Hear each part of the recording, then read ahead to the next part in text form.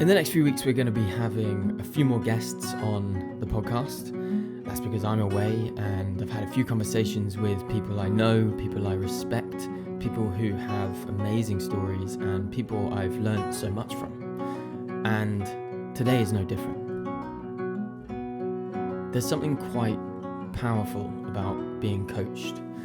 Not in the old school whistle-blowing, barked orders kind of way, but in having someone walk beside you, someone who sees the bigger picture when your head is down, you're focused on what you're trying to do, and your legs are tired, someone who holds you to a standard you might not always hold yourself to.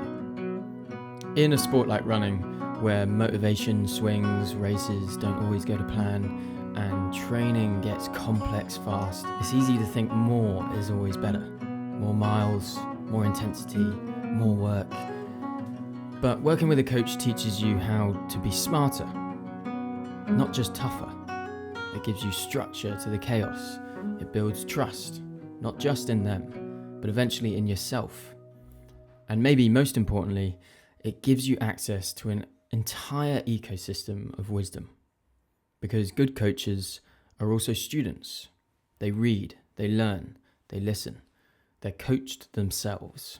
So when you work with a coach, you're not just learning from one person's experience, you're learning from their mistakes, their mentors, their whole journey.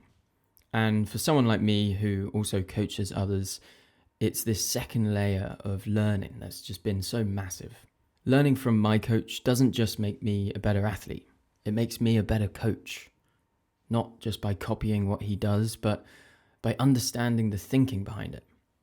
From having my training laid out in front of me with purpose and progression, to seeing how he balances the art and science of coaching, the individuality within structure.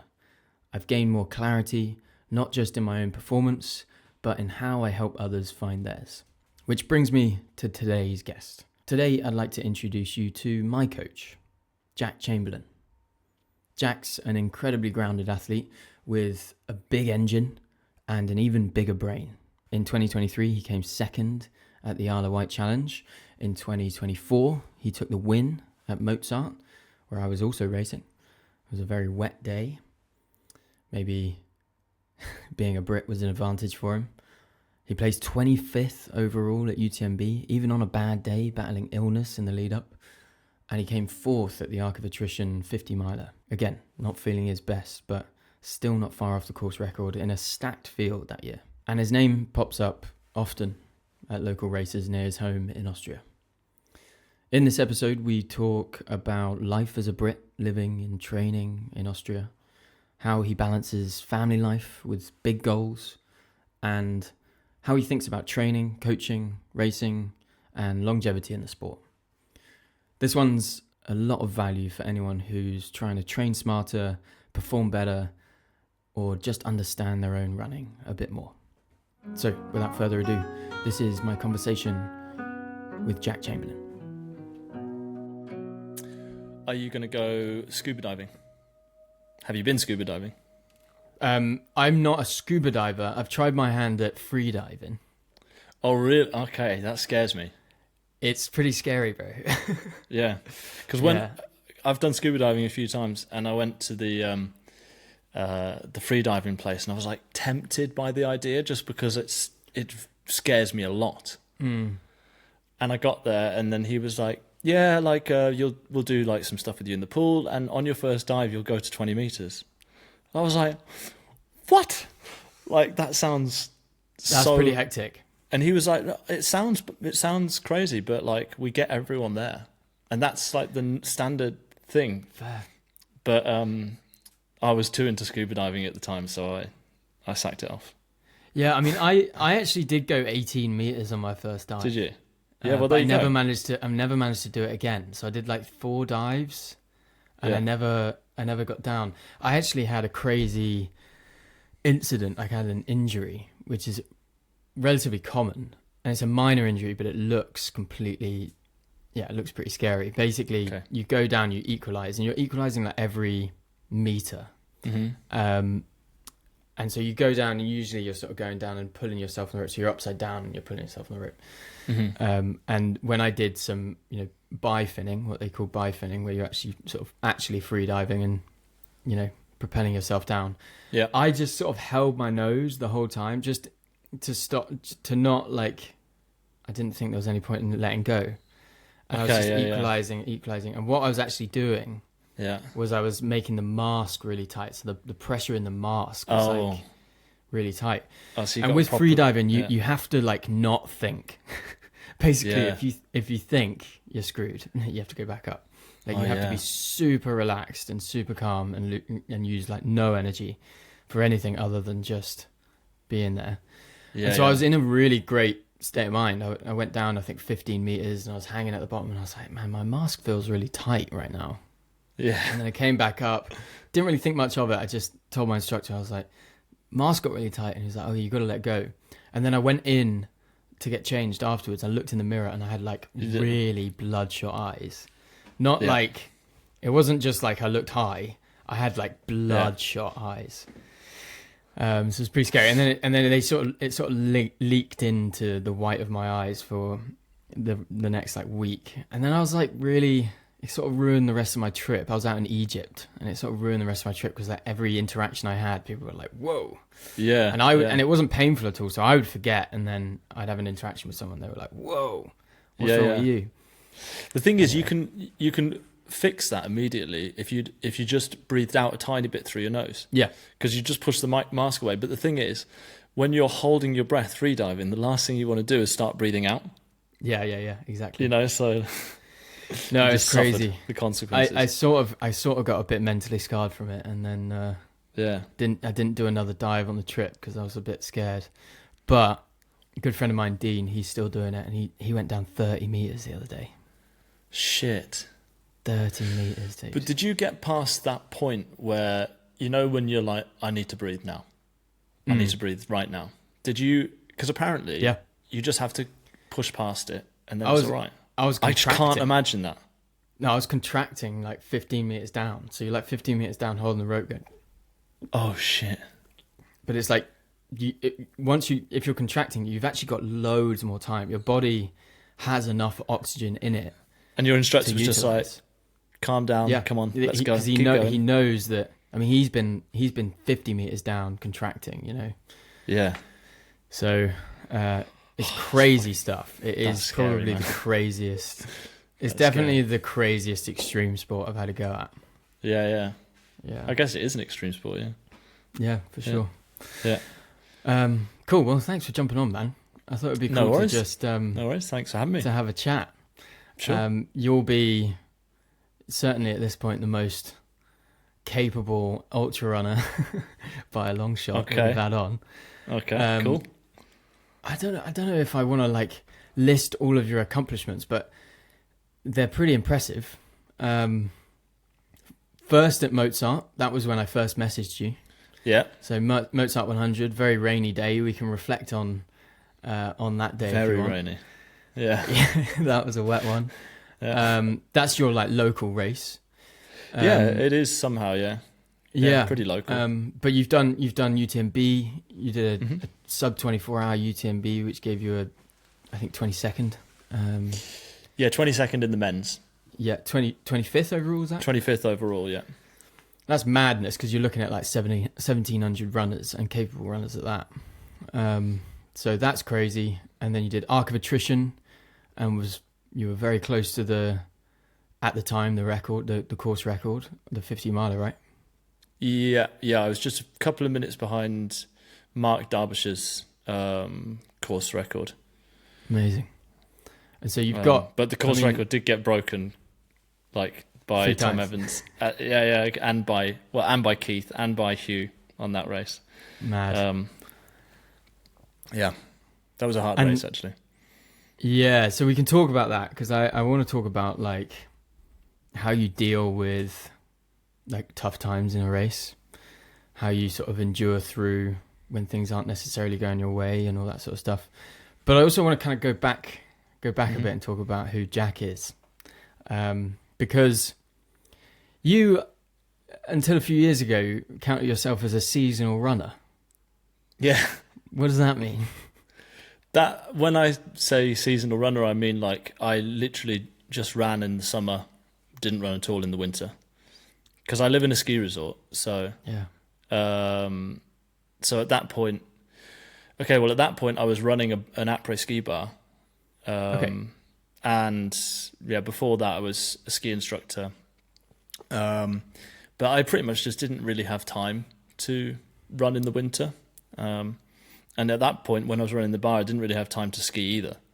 So I ran the bar and did that in the winter, and then summer came and I tried to get fit again.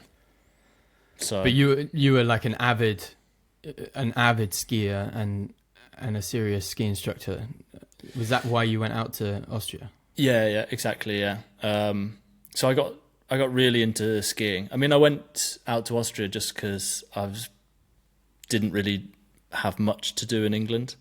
I was just working in a restaurant and just had the opportunity to go and do a ski season. And so like the first year I just worked with like the really small kids in Kinderland in the ski school. Yeah, it was cool, yeah. And then the next year I did my ski instructor exam, and I just got really, really deeply into skiing. And obviously I had a few mates who were better than me at skiing, and one in particular who's like an extremely talented skier. And he just like, I remember when we both worked in Kinderland, we went for a ski at lunchtime, and it was the first time I'd seen him properly ski, and he just like absolutely like smoked me. And I literally couldn't believe that anyone could like ski in control at that speed. Like he's really incredible.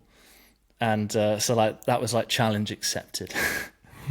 So he's like been for many years now one of my best mates. But he was like quite a big inspiration, and I like tried as hard as I could to just get better and better at skiing, and put a lot of effort into that. So I was very passionate about skiing, and did like the next more advanced ski instructor exam in the Austrian system.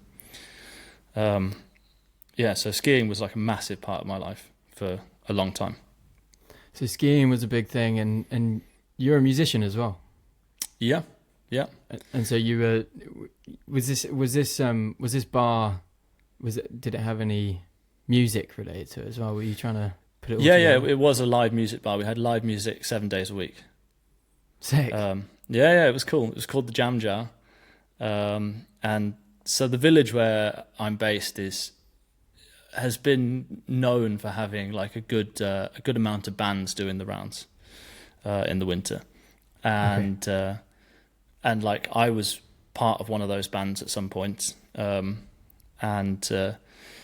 then I got the bar, and it was cool to be able to have bands in every day. It was like a really small, very, very small bar, like very tight, so like shoulder to shoulder, like full, sweaty, loud.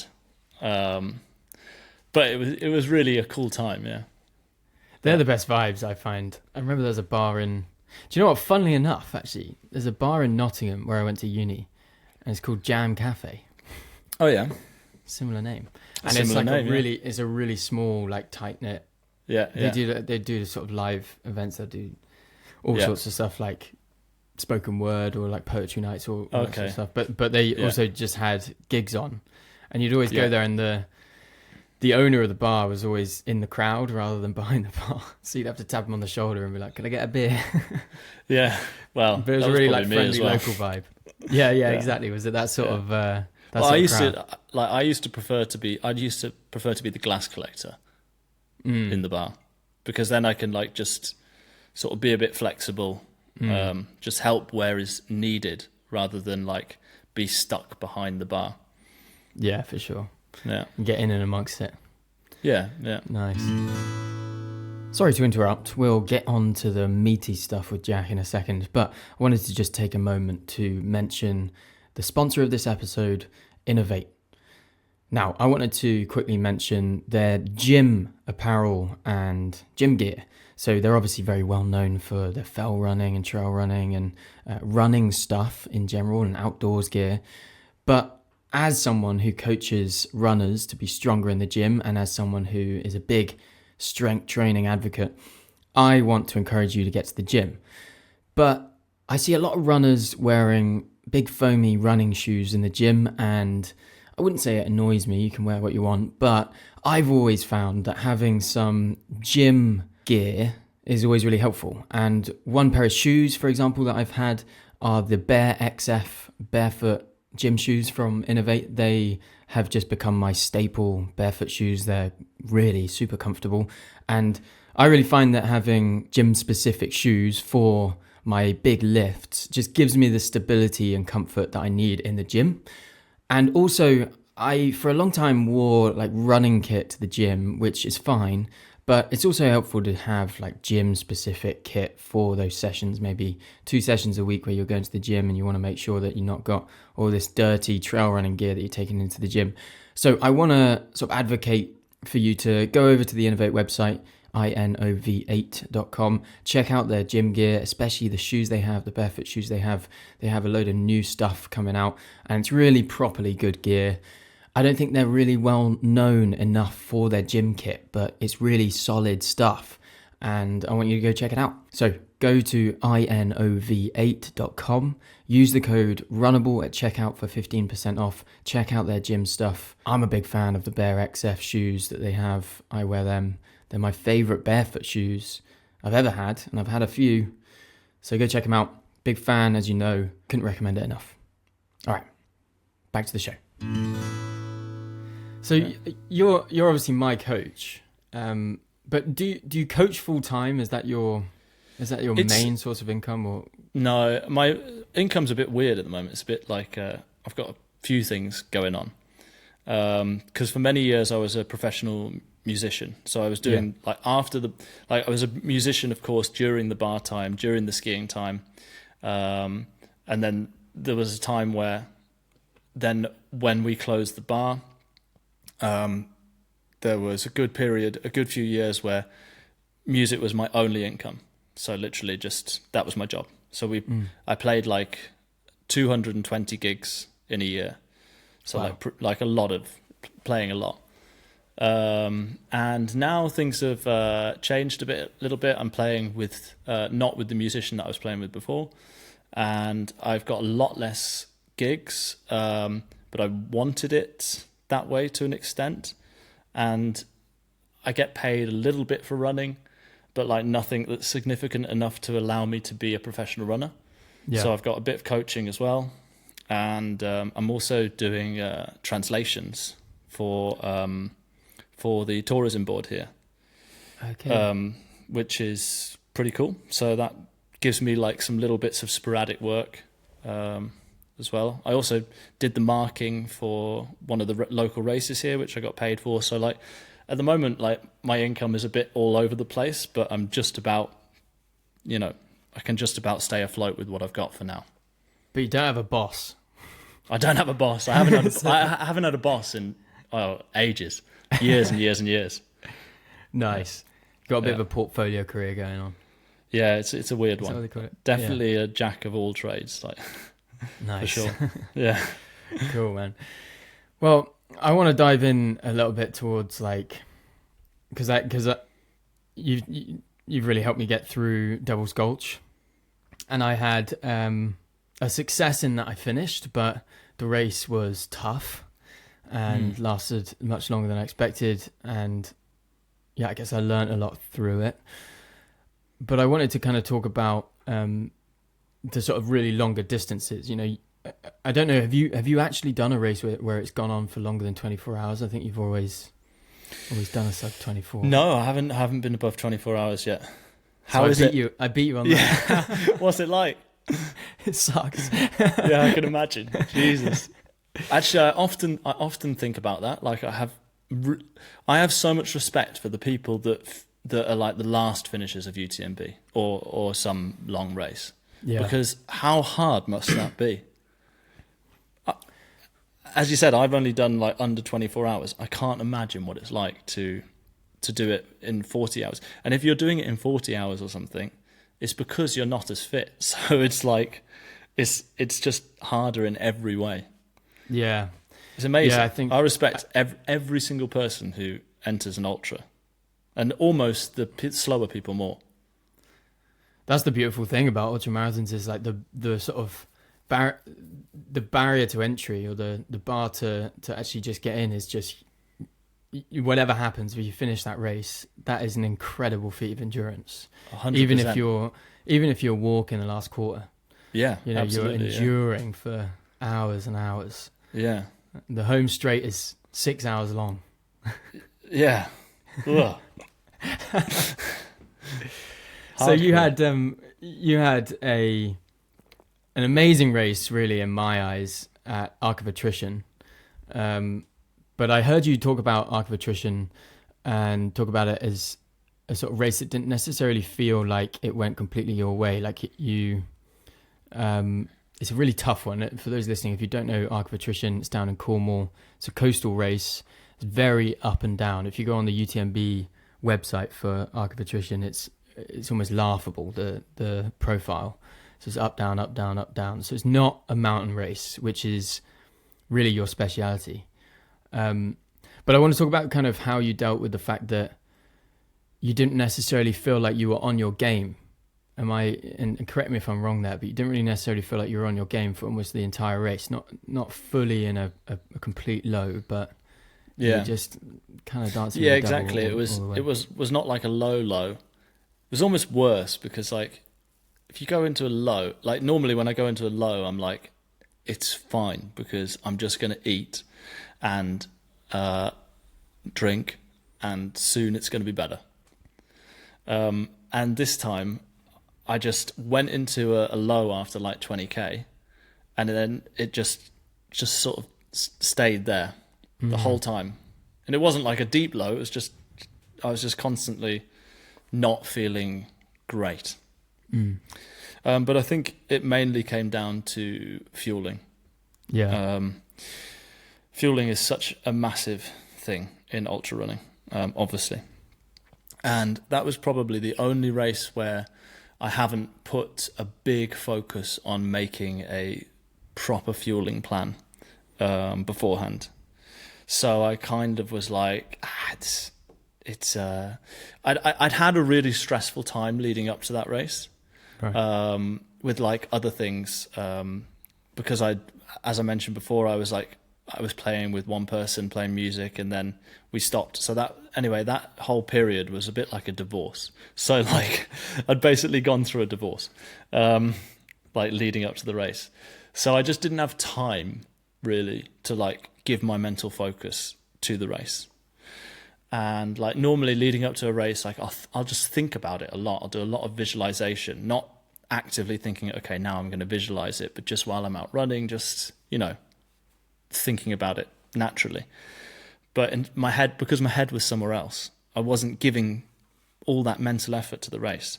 And so I didn't make a proper nutrition plan either. And I was just like, okay, yeah, it's 50 miles, 80k, so I just need maybe roughly this much gel. I'm going to drink roughly this much, and also there's no crude aid stations there, so I didn't want to carry too much. And then it was only the day before that I realised that you could have a drop bag, right? And normally, like I would, of course, know all that, but because I just hadn't had my head in the right place, I just missed these little things. So I just didn't plan it as well as I normally do, and I was just basically very low on fuel for the race. I mean, when I say very low, not crazy low, but lower than I know that I need to perform, like to properly be able to push, basically. So I kind of just struggled through on low fuel, basically. Yeah, I mean, this is one of the most common pitfalls, and something I've been guilty of is just like constant under fueling. And actually, it's really, you have to be so disciplined, don't you? Like, I find even if I've got a real fuel plan in place, it's all very well planning it, but you have to actually execute. You have to do it on the race. Mm-hmm. And so, like when you're sort of mid-race, you're making those decisions. If you sort of veer off any plan, or also you're dealing with maybe the weather is making you feel a bit nauseous, or things just sort of get thrown your way. You have to be really disciplined, don't you? Absolutely, Would you say that's like probably the most important part of success in ultra running, outside of like fitness and just training? I think so. Yeah. Fueling is just such a huge thing. I mean, you don't put fuel in, you're not going to go anywhere. So, you've just got to put a lot of focus into it, and planning is a big part of that. And like the more you plan it, the more you'll have your plan in your head. Yeah. So then, as you mentioned, you've got to execute it. So if you've just spent a lot of time going through that planning process, it's just in there, like I can, it's like the spreadsheet is just in my head. I know what's coming. I know what I'm taking at every aid station, and it's just, I don't need to think about it too much because I've just gone over it so many times. And you don't want to be in the race having to like think, being like, oh, shit, what did I have? Did I eat in the last 20 minutes, or was it the 20 minutes? Has it been 40 minutes? You want it just like running like clockwork. It's just in there, ingrained. For sure. Yeah. I during Devil's Gulch, obviously had like I told you, obviously I had a really rough first half. It was probably like the toughest first half of an ultra I've had. To be honest with you, I think from about 50k to 75k was like the toughest period of time in an ultra. Mm-hmm. And I got into the 75k aid station, and I felt like I was done. And I still had 90k to go. Yeah. And I think what happened then, in terms of my attitude, although I obviously carried on and, I went through, and there were times where I was elated, during the night, things were good. I felt really good during the night and everything was going well. I still had this underlying narrative in my head that it hadn't gone well today. And I kept telling myself and others around me that I was having a bad day. Tough day at the office. It's not gone well. And I was using all of these I was basically affirming this narrative that's going badly. Yeah. Although, in reality, I still had a huge amount of time to turn things around. And, I probably could have just changed my attitude, and maybe that would have benefited me in some way. Yeah. Because how important is attitude during these races? We can talk about training and fueling and executing a plan and all that sort of stuff. But how important is the psychological side of things and maintaining a positive attitude? It's really important, for sure. And so when I feel bad, I tend to not say to myself, like, rather than say, oh, I feel awful, I'd probably in my head be like, I'm not feeling great. Which is like already way more positive than I'm feeling awful. And like what I try to do is like make light of the situation. Like when we were doing when we both did the moat sign, it was like horrible weather, which definitely made it pretty hard, and like miserable. It's cold and windy and just crap. No views. And like I was sort of laughing about that to myself, because I was like, just laugh in the face of adversity. It's just an adventure, and I think it's really good to just make light of these like very difficult situations, because at the end of the day, generally speaking, it's not life and death. Most of the time, it's just a race. You're just running through the woods, through the mountains.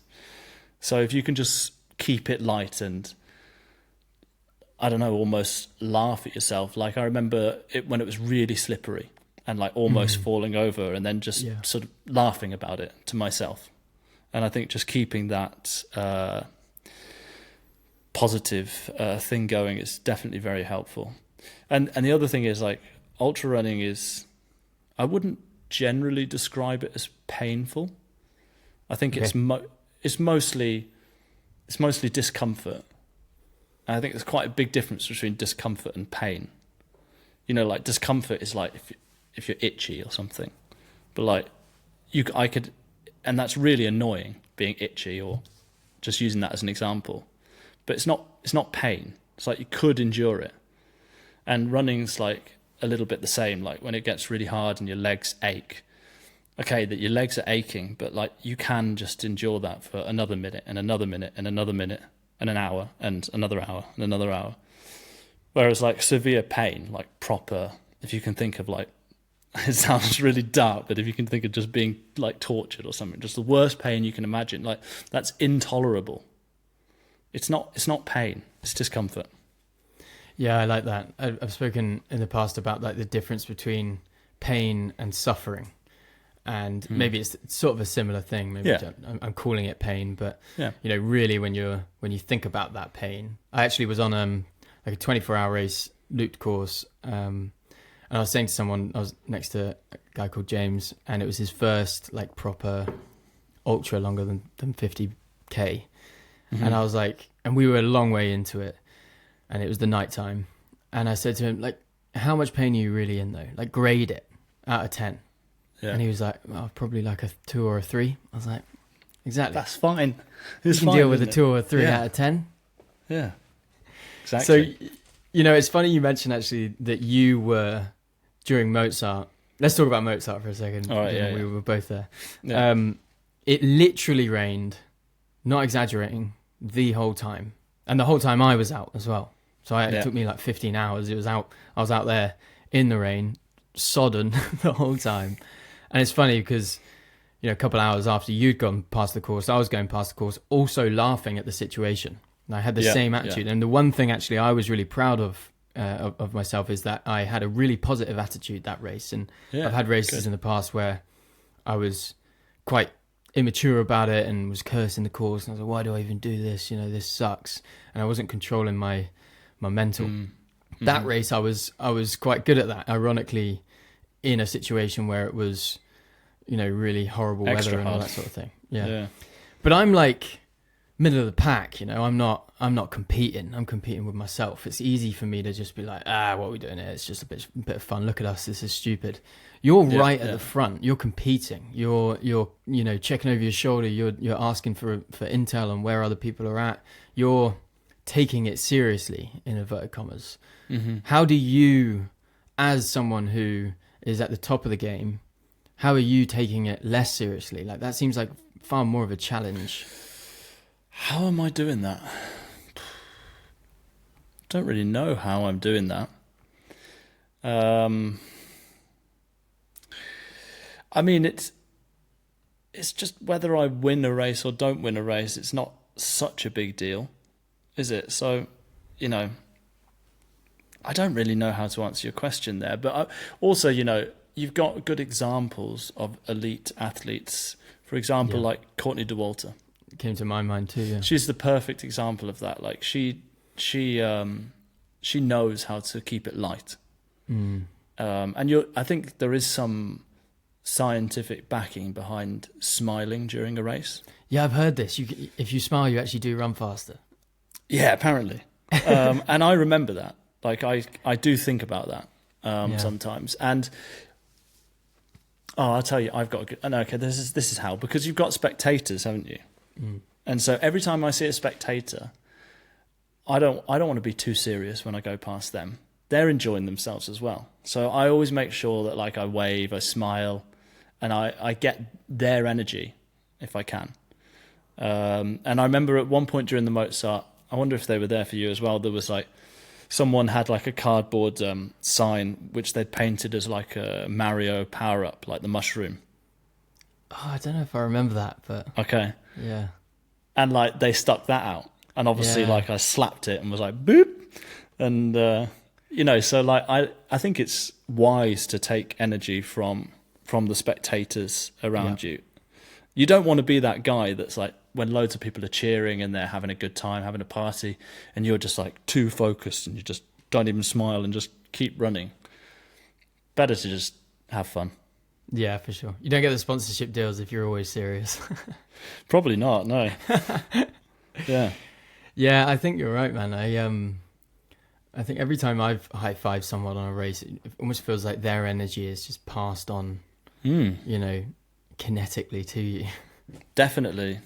Well, although I have to say, at the beginning of UTMB, for the first 30 kilometers, it is so unbelievably loud. Right. That it was like, that was really intense, actually. So that energy was almost at that point, with the adrenaline and the nerves and just everything that was going on, was like an overload for me. Right. So I felt like at the beginning of UTMB, my heart rate was crazy. I've swapped from Mozart to UTMB, but we're kind of on the subject. Yeah. But it was just so loud and so intense that it just sent my heart rate flying. And I was so happy because do you know the section Notre Dame de la Gorge? Yeah. That bit. Yeah. And it's like you see in the Tour de France, where there's like people either side, there's a channel, and they're leaning in with their heads, and then when you arrive, then it's like Moses parting the water, and it was just like it was too much for me. Wow. So that's the only time where the energy from the spectators was so intense that it went over the line for me. And I remember after I got past that section and it was calm again, I was so relieved just to have some quiet. That's so interesting, man, because I've done races out in Europe usually when it starts in a town, and maybe it's like a midnight start or something. And it starts in a town, and as soon as you're past the start line, you're all just sort of, it's just runners, so you can just hear the feet, you just hear the footsteps. I find that really intense. Oh, okay, yeah. Like the quiet is. I find because there's this build up. Before, sure. And then you're all chatting, and then there's this they're playing music at the start line, trying to hype everyone up, and then off you go, and within 2 minutes it's just right down quiet. No one's talking to each other because no one knows each other, and it's just like I find that really intense. I guess it is. I wonder if I had a few cowbells and stuff, maybe it would be a bit more sort of lighthearted. I don't know. Yeah, probably. Yeah, it's just in UTMB, you don't get that really. It's like it's just loud for 30 kilometers. Wow, man, that's so long. It's long. Yeah, like chainsaws and stuff. It's so. And that doesn't really happen anywhere else. Anything loud they can. Anything loud, yeah. Yeah, you don't really have that anywhere else, especially I don't think you'd probably have that at even any at other Western race States. in the world. Yeah, no. Like, you get like high energy at the aid stations at Western States, but I'm pretty sure like after that first bit of the the escarpment, after that bit, like it's gonna be quiet then for a while. Yeah, for sure. Yeah. So sorry, I took us off subject a bit. No, that's good, man. So I want to hear about your life a little bit more as well, because it's quite easy for. I'm sat here like offering advice, maybe doing a coaching solo podcast, or even having guests on and stuff. And no one has kids. No one's got like the real challenges of life. It's easy for me because it's just me and Lou, double income household. Whatever. What? It's not even hard. But there are plenty of listeners who are balancing far more. You've got 2 daughters, right? Yeah, exactly. How do you kind of balance everything? Talk about kind of how it is being a dad and training so hard. I mean, I need Catalina, my partner, to be on board, which she is. So that's one thing. And like, I mean, it is always a little bit, most of the time, a juggling act.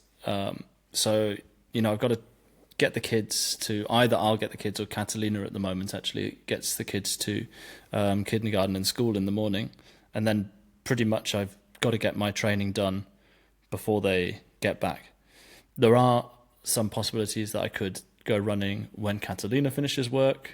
Personally, I find it more difficult to go running like early evening or late afternoon.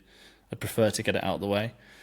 But it definitely helps that I have a coach, because just having a fixed plan really helps me, because I can look at my plan every week and go, okay, that'll work. I can do that when they're in school and kindergarten, no problem. Okay, that's going to be difficult. I might need some help there. My dad lives here as well in Austria. Really? Okay, cool. So he can have the girls. He has like a limit of 3 hours. Because it's just too much for him. Although funnily enough, on Wednesday I've actually got a 6 to 8 hour run planned. Wow. So I had to ask my dad for a special favour there. But he's like really supportive. Like on the phone when I was speaking to him about it, he's like, okay, well, I know it's going to be hard, but like, I want you. He's literally said, I want you to do well. So I'm happy to help. So generally speaking, his limit is 3 hours, but he'll make an exception if it's like that's the way it's got to be. So it's just basically juggling and just trying to work out the timetables of school and after school clubs and Catalina's work schedule and then my running schedule and any other work that I've got to do. Yeah, we quite often can have like a tendency to think we can do it all, right? Or at least think that like it's up to us and it's our responsibility to get this and that done. And some of us at least can be quite hesitant to kind of reach out for help. Do you find that comes quite naturally to you or is it is so intense that you just have to be like, you know what, I really do just need help? Like, how much of that? Yeah, I mean, there's just times where there is no other possibility. If I want to not sacrifice my training plan, then I need support. And luckily, I've got Catalina and my dad, and occasionally a friend might help. If I might ask a friend, but like that's really rare that I have to ask a friend to look after the kids or something. But for example, it's the school holidays now, so that's why it's a bit difficult, because I haven't got that window of time where they're in kindergarten or school, and like school here is the times are weird. They start at like 7:30. Oh wow! And Clara will finish at 11:30 on Mondays, 12:20 on Tuesdays, then 11:30 the next day. It's really weird. Oh, that's weird. Yeah. Yeah, it's really strange. So it's not like they're gone all day. It's just the mornings as well. So yeah, if I need help, I have to ask for it. Otherwise, I'm going to have to just not do the running that's on my plan. Yeah. And I'm lucky to have those people that are willing to help me. Yeah. I've been told, and sort of agree in some ways, that ultra running is a really selfish sport. What do you think of that?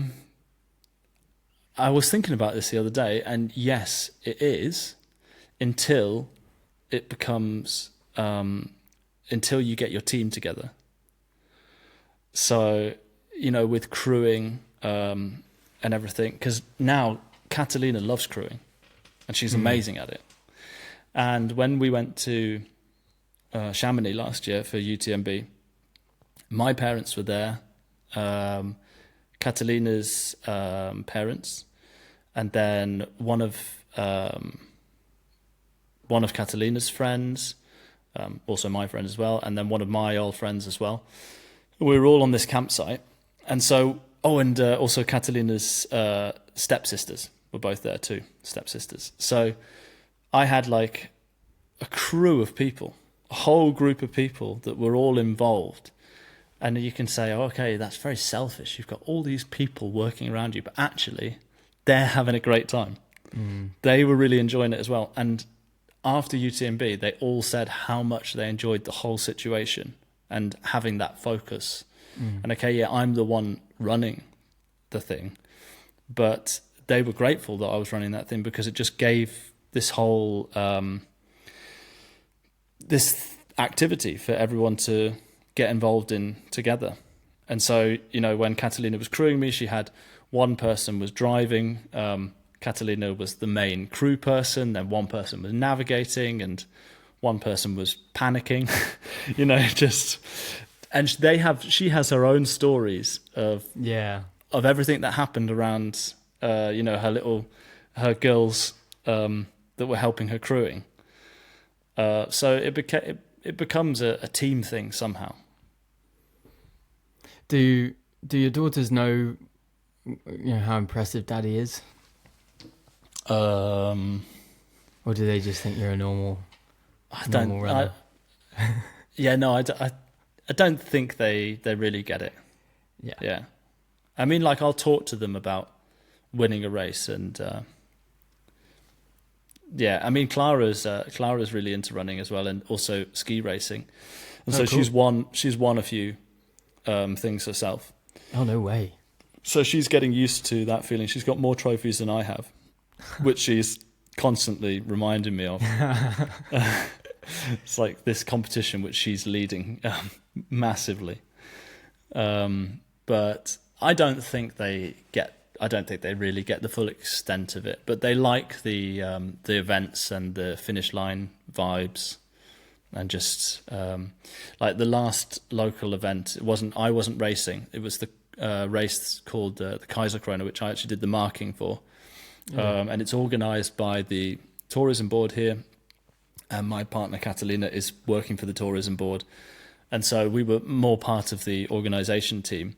But the girls were there all day, and they both did the kids' race, and Clara like held up the banner for the finish line on one of the races, and they had a hose pipe at the end because they were hosing down the runners, which I thought was nice. An amazing, such a cool. That's such a cool thing to have at the end of a hot race. And so Clara was like one of the hosing down girls. Oh, that's really fun. Day, and Lily. So they were basically having like a water fight at the finish line, pretty much. So they're like very involved in the events, and they enjoy it. But I'm not sure if they really understand, like, if I'm winning and beating, racing a lot of people, doesn't mean much to them. Is it at all part of your sort of motivation? Because I know a lot of ultra runners, they have kids and they want to do it and they want to set a good example for their kids and stuff. Do you think about your ultra running in that way at all? Yeah, I think it's good to, because it definitely requires some hard work.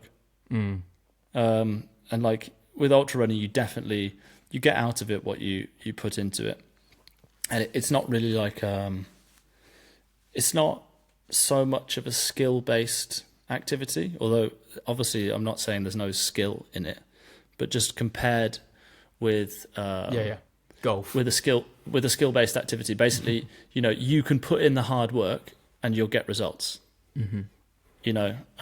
Whereas if you compare that with like a skill-based thing, you could still put in the hard work and still not quite get it with the skills. But like with running, if you keep running, if you keep getting out the door every day, you are going to get better. Yeah. And that's definitely like a good thing to pass on to the kids, like just hard work, like consistency, for sure. Yeah. Well, it sounds like they're doing that already. Yeah. Winning ski competitions and stuff. Yeah. And also trying to portray like a healthy competitive nature. Like I think it's definitely good to be competitive, and I'm very competitive, but like in a healthy, nice, humble way.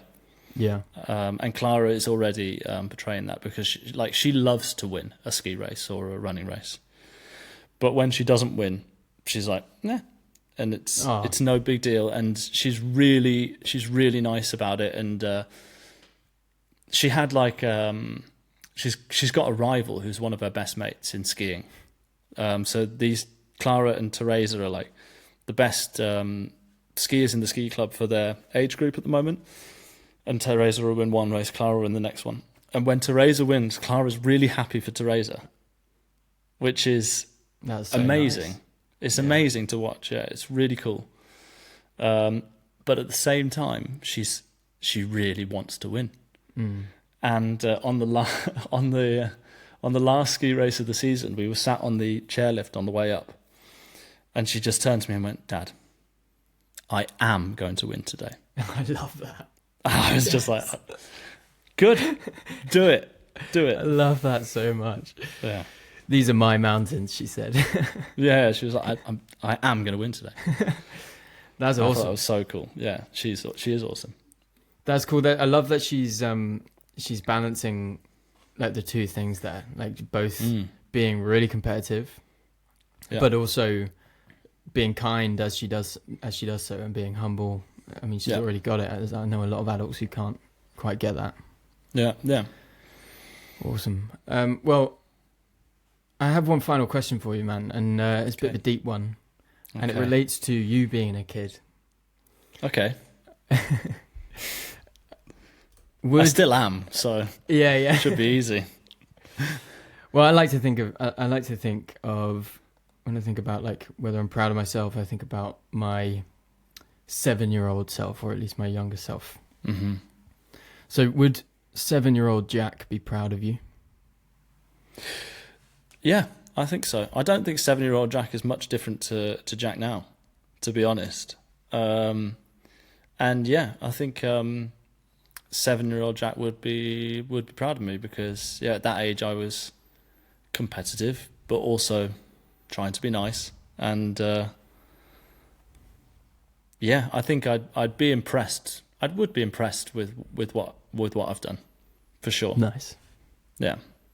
I would like to aspire to be me when I was 7. That's good. So. Yeah. So you're on the right track. I think I must be, yeah. That was a good question. Yeah. Sure how to help you with that. Oh, is that Alexa? Was that Alexa? Oh, now mine's going blue now. Do you think Alexa's proud of herself? I don't know. She shouldn't be, actually, because she's crap these days compared to ChatGPT. Yeah, exactly. Rubbish. Yeah. Cool. Well, what have you got on the horizon then, man? What are the sort of big plans for you? Do you have like short and long term plans for your ultra running? Well, okay, so right now I'm in a very annoying position where I'm an elite runner, but I'm not professional. And I feel like what I really need to be able to get to the next level is actually support from like a proper sponsor. I've just got some small sponsors, but yeah, it would definitely make my life easier if I had that financial support of like a decent sponsor. So that is really my goal right now, is to get into a proper team, like a shoe sponsor or something. Yeah. And yeah, so at the moment the main goal is UTMB, which I'm really excited for. And go on. When is that? That's like the last. That's not far off. No, it's the end of August. Yeah. Wow. Okay. Yeah, it's pretty soon. Yeah. How you feeling? Feeling good. Feeling really good. Yeah. Yeah.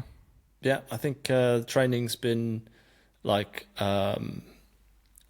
decent volume, but sensible, not going crazy. And yeah, pretty consistent since, because I did the Mozart again this year, and I wouldn't say it was a great performance. It was like an okay performance, but I'd had a very short training block beforehand because I had an injury before, so I only had like a few, like literally 3 decent weeks of training, and then like coming from no running for like a couple of weeks. And so like I think I did a decent enough performance for the situation, but I wasn't as fit as I could be. But since the Mozart, like I recovered really well and got like very quickly back into decent training, like smoothly. So I'm pretty confident about my fitness now because I've had such a nice, smooth, consistent training block. So I'm quite optimistic about UTMB. Nice. Mozart was longer this year, wasn't it? Is it a new course? Yeah. Yeah, they changed it slightly so that it fell into the 100-mile category for the UTMB World Series. And so then the 80K became the 90K, which is then the 100K category. So, right. Yeah, which makes sense. Well, good luck in Chamonix. Thank you. This will be coming out just before, so we'll be all watching you. Yeah. Crossing our fingers for you. Yeah, nice one. And enjoy it, man. Yeah, I will do. I wish I was there. Oh yeah, there was a time earlier this year where I thought I was going to head out just to sort of soak up the vibes, but unfortunately not. Okay. That would be good though. Like, Yeah. I would enjoy just spectating as well. Yeah, I think one year I will just go out and maybe do one of the shorter races or something. But it's really the Super Bowl of ultra running, really, isn't it? So it's epic. It really is epic. There we have it then. Thanks for listening to my chat with Jack. Jack, thanks for coming on. Good luck at UTMB. All the best. We'll be cheering you on here at That's Runnable. Thanks to you for listening. If you have come this far and you want to support this podcast, drop us a rating. It really does us favors when you drop a rating on whatever platform you're listening to this on. And please check out the sponsor of this week's episode, Innovate. I'm a massive fan of Innovate's gear, and for good reason. They do the best trail running shoes that you can find on the market, and all of their gym stuff is just a staple for me 2-3 times a week when I head on into the gym and do my strength training. And I know it will be the same for you if you check them out. Thanks again for listening. I really do appreciate your support. And as always, run the runnable. Keep showing up for yourself. And I'll see you next time.